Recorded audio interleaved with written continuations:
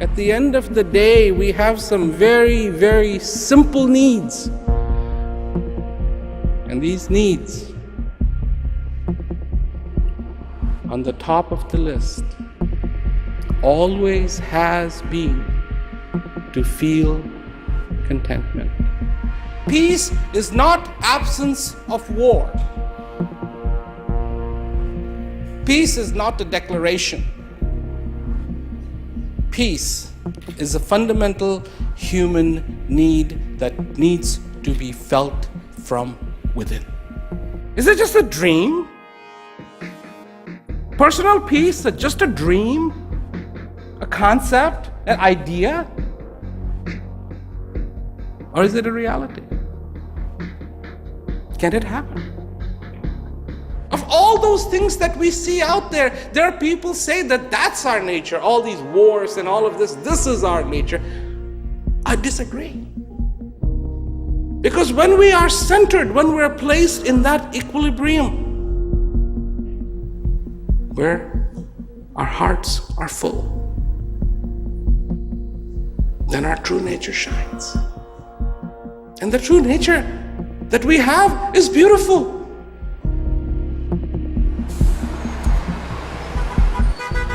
For more than 40 years, Prem Rawat, or Maharaji as he is more commonly known, has dedicated his life to bringing a simple message of peace to people all around the world.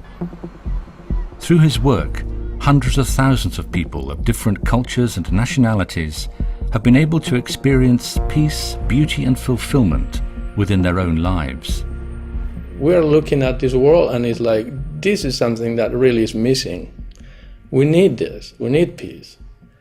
And having somebody like Maharaji that is relentlessly speaking about peace, starting with every single person, every single human being, it is a message that is getting called.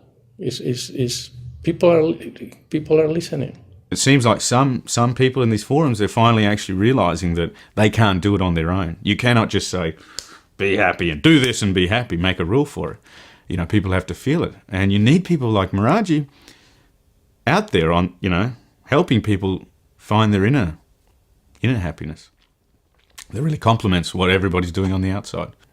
It's not the peace that we don't have war. It's finding peace inside and it's being in peace with myself. And then how can I not be in peace with you if I'm in peace with myself? So that's what I think that he's talking about.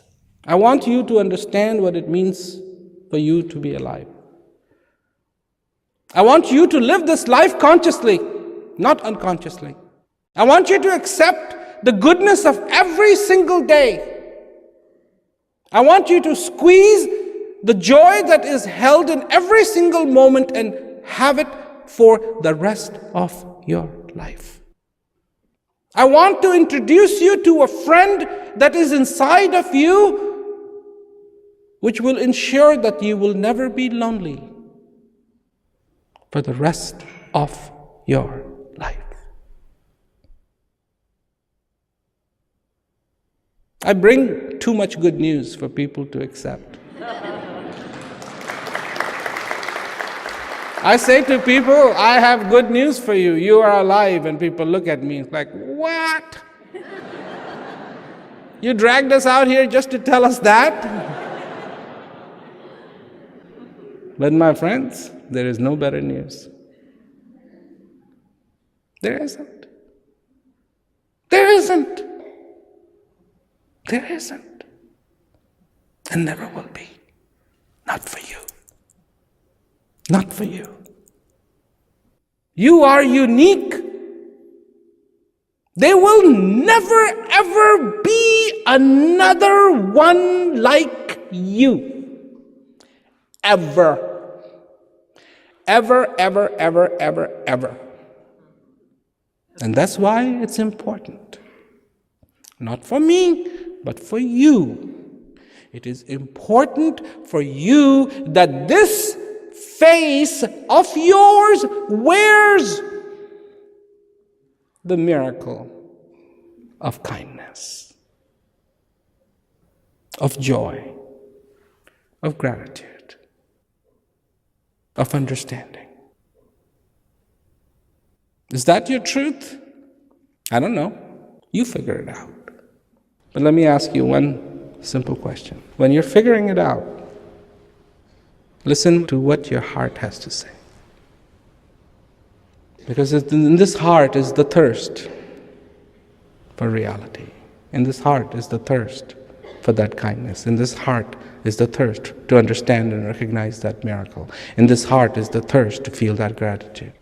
Listening to him, he made me aware of a part of me that I don't think that I had addressed or been in touch with maybe since my childhood.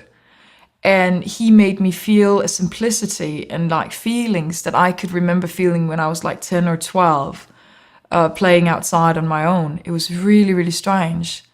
So it was almost like my heart was this thing that had been almost, I mean, it's horrible to say, but like packed down in a box and put in the attic or, you know, for some years. And he was this wonderful person coming along saying, by the way, remember that box you packed away a few years ago? The joy that I was feeling was actually emanating from my heart, and I couldn't put my finger on it. I mean, where's your heart? Tick, tick, tick. Yeah, okay. But where was this feeling coming from? And it was coming from somewhere inside of me. And I mean, to me, that was a powerful realization, very life-changing, because then I realized, well, this is why I'm investing so much time in listening to this message and listening to this man, because he's touching that part of me that the ancient philosophers and poets have all talked about, the heart, and it's real. And it was like, here I am, maybe 1999, sitting outside my house in suburban Brisbane, and I'm feeling it. And it was like, wow, this is amazing. I mean, this is real. It was so real. A human being without peace is not complete. In an average year, Prem Rawat will speak at over 100 different meetings and events all around the world. In the 4 decades that he has been engaged in his work, it is estimated that he has addressed over 12 million people. The world will tell you this is what the world needs, this is what the world needs. More recently, through the Words of Peace Global TV program, his talks have become regularly available on television in over 40 different countries. Now, in any one week, his message can be reaching up to 10 million people. Within a 3-month period where I watched videos consistently, I felt like I began to know more about myself than I ever had in any time in my life.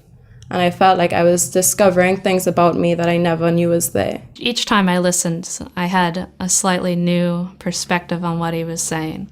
Each time I approached his message again, I felt something in me shift a little bit. It is so important for me to listen to what he's saying because it's a reminder constantly about that opportunity that I have every day.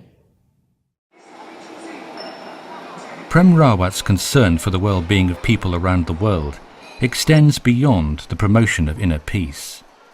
The Prem Rawat Foundation, TPRF, which he founded in 2001, also works to support the provision of nutritious food, clean water and eye care to people in some of the most impoverished parts of the world.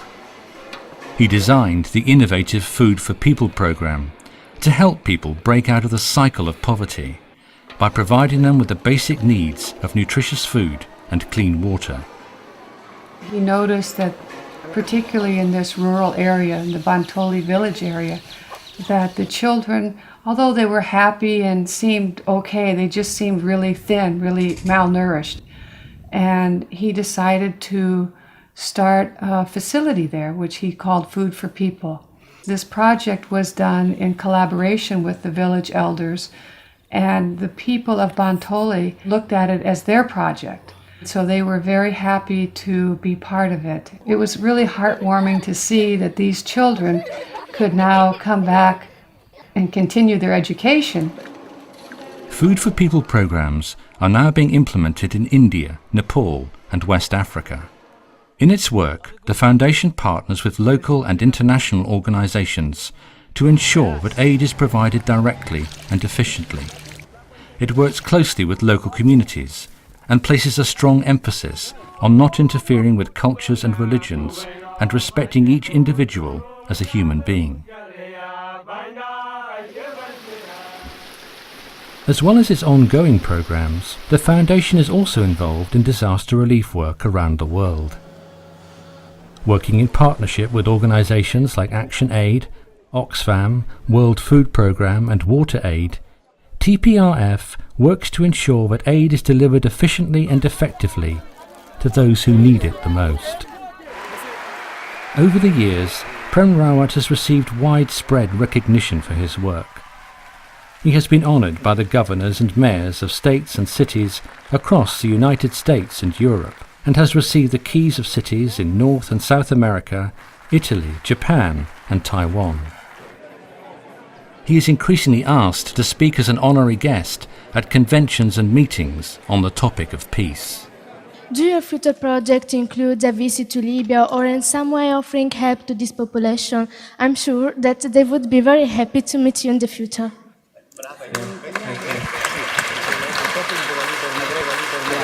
I really feel that that's very heartfelt.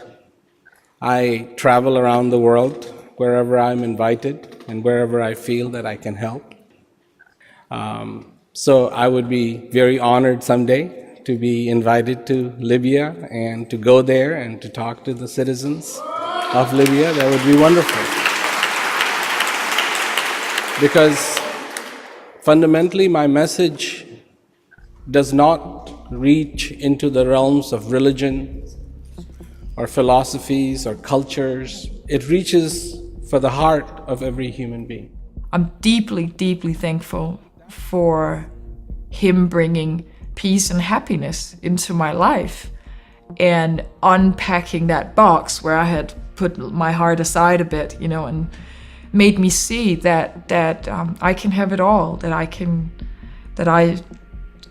listen to my heart. I can have this beautiful, beautiful feeling of being alive in my life, and I can do all the other things that I do in life, and there's no conflict. He's never asked me to choose anything. He's never actually asked me to do anything. He's just made himself and his wisdom available to me, and I'll be forever thankful for that. It's just so simple. It's a real experience that exists inside of me, and I can get in touch with it and enjoy it. And he is the one who is